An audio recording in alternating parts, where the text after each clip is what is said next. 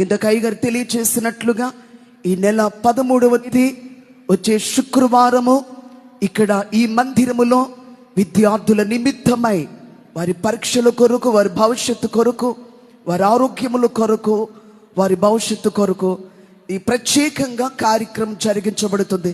కేవలము విద్యార్థుల నిమిత్తమై ఆ రోజంతా కూడా వారి కొరకే కార్యక్రమం. శనివారం అయితే అందరి కొరకు కార్యక్రమం, కానీ శుక్రవారము 13వ తేదీన కేవలము విద్యార్థుల నిమిత్తమై జరుగు కార్యక్రమము కనుక స్టూడెంట్స్ అయిన కుమారులు, కుమార్తెలు ఈ కార్యక్రమాన్ని మీరు పోగొట్టుకోకండి. దేవుడు మీకు ఇచ్చిన ఈ గొప్ప అవకాశాన్ని ఖచ్చితంగా మీరు సద్వినియోగం చేసుకోండి. మీ ఫ్రెండ్స్కి ఈ విషయాన్ని ఖచ్చితంగా తెలియచేయండి. మీకు తెలిసిన ప్రతి స్టూడెంట్కి ఈ విషయాన్ని తెలియచేయండి. అలాగే తల్లిదండ్రులైన వారు మీ కుమారులను, మీ కుమార్తెలను ఖచ్చితంగా మీరు ప్రోత్సహించండి. వీలైతే మీరే వారిని తీసుకుని రండి.